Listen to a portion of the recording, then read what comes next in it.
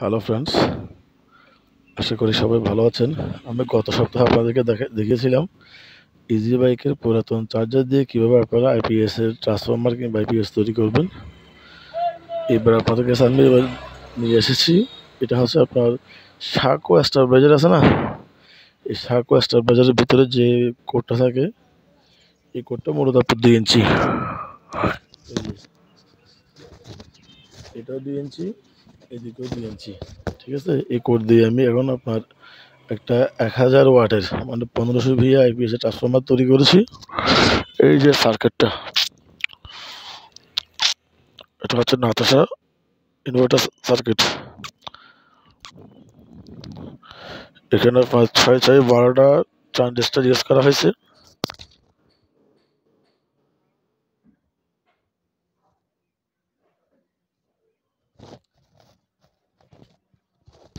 এই 12টা ট্রানজিস্টর দিয়ে আপনার মূলত হচ্ছে যে 70 ওয়াট করে আপনার টিকবে আর কি, 7 12 84 840 ওয়াট টিকবে। এখানে আপনার উপরে উপরে যে তারগুলো দেখতে পাচ্ছেন, এটা আমি দিছি আপনার 14 নম্বর তার, 14 নম্বর বিআরবি কেবল দিছি। এখানে আপনার এই জায়গায় টার্নিং দেওয়া আছে, আমি এখন মধ্যে মাঝখানে লুপটা বের করে নিই। এখানে পুরো টার্নিং দেওয়া আছে আপনার 60 60 টার্নিং দেওয়া আছে। আমি 30 না 62 টার্নিং দেওয়া আছে, তো আমি 30টা এই পাশে 30টা এই পাশে 30টা রেখে মাঝখানে আপনার মনে করেন দুইটা টাইপিং নিয়ে পজিটিভে কানেকশন করার জন্য আমি লাইন বার করবো। আর এই যে যে ভিতরে আপনার প্রাইমারি যে কেবলটা দেওয়া আছে এসি কয়েল, এটা হচ্ছে আপনার 18 নম্বর।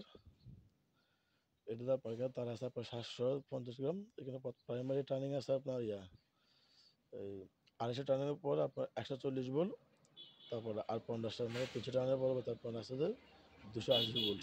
এটা হচ্ছে আপনার 0 ভোল্ট কিংবা নেগেটিভ কিংবা নিউট্রাল যাকে বলা হয় আর কি। এবং এইটা সম্পূর্ণ ডাটা শিটটা আপনাদেরকে দেবো আমি।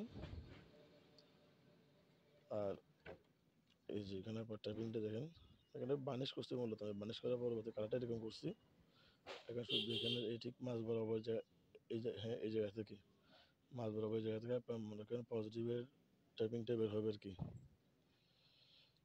এবং আর যদি কোনো কিছু বিস্তারিত জানতে চান তাহলে কমেন্ট করেন, আপনাদেরকে বিস্তারিত ডিটেলসে জানানোর চেষ্টা করবো আমি। ধন্যবাদ।